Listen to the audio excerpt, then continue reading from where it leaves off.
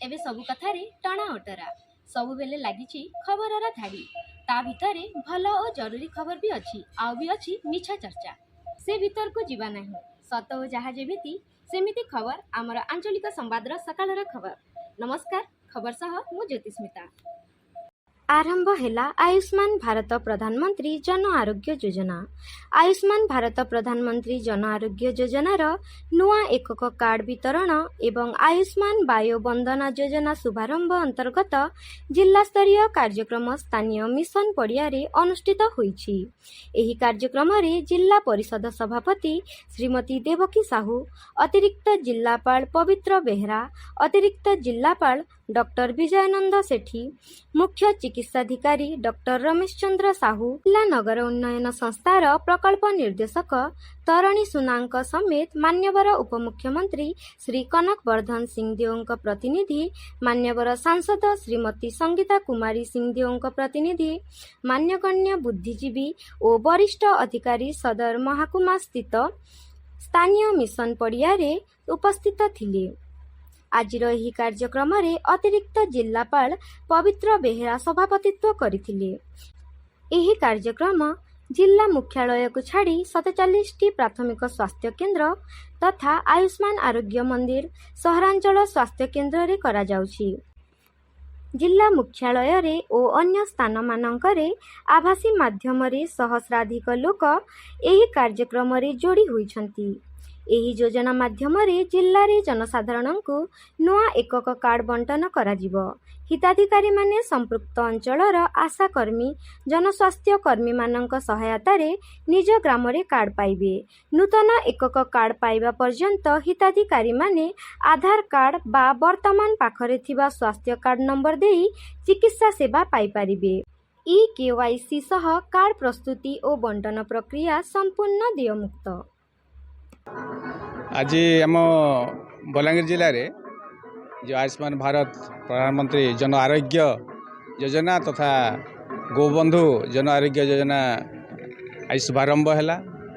आम ओडिशा स्तर में भी आमर मान्यवर यूनियन मिनिस्टर द्वारा उद्घाटन होती से अवसर आम भी ये बलांगीर जिला में शुभारंभ करूँ।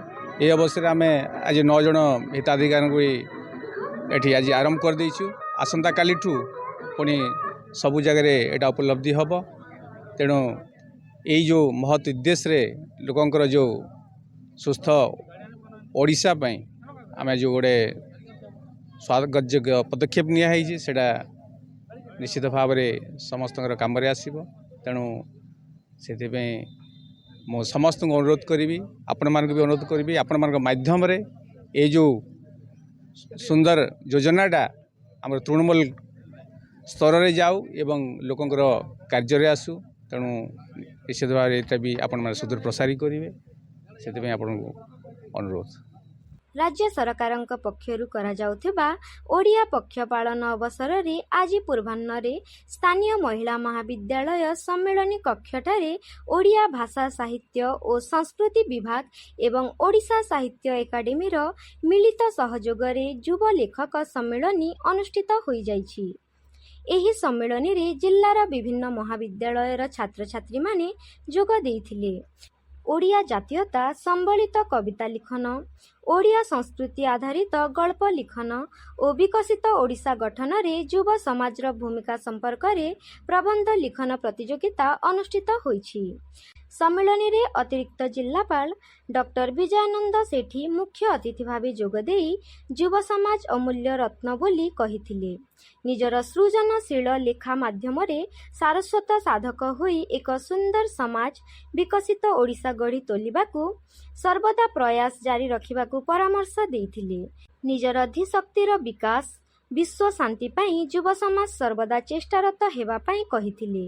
जिला संस्कृति अधिकारी श्री रश्मि रंजन मिश्र, जिला सूचना और लोक संपर्क अधिकारी सरोज कुमार साहू, ओडिशा साहित्य एकाडेमी संयोजक डॉक्टर गोवर्धन नायक, सरकारी महिला महाविद्यालयर भारप्राप्त अध्यक्ष डॉक्टर सदाशिव मल्लिक, ଓଡ଼ିଆ ବିଭାଗ ଅଧ୍ୟାପକ ଡକ୍ଟର ସରୋଜ ଜଗଦଲା, ଡକ୍ଟର ସଞ୍ଜୟ ମିଶ୍ର, ଶିକ୍ଷାବିତ୍ ଶ୍ରୀ ସନାତନ ଠାକୁର, ଅଧ୍ୟାପକ ଶ୍ରୀ ସନ୍ଦୀପ କୁମାର କୁଅର ପ୍ରମୁଖ ମଞ୍ଚାସୀନ ଥିଲେ। ପ୍ରାରମ୍ଭରେ ଜିଲ୍ଲା ସଂସ୍କୃତି ଅଧିକାରୀ ଶ୍ରୀ ରଶ୍ମି ରଞ୍ଜନ ମିଶ୍ର ସ୍ୱାଗତ ଭାଷଣ ଦେଇ କାର୍ଯ୍ୟକ୍ରମ ସମ୍ପର୍କରେ ସୂଚନା ପ୍ରଦାନ କରିଥିଲେ। ଶ୍ରୀ ସନ୍ଦୀପ କୁମାର କୁଅର କାର୍ଯ୍ୟକ୍ରମ ସଞ୍ଚାଳନ କରିଥିଲେ। ସଭା ଶେଷରେ କୃତି ପ୍ରତିଯୋଗୀଙ୍କୁ ପୁରସ୍କାର ଦିଆଯାଇଥିଲା।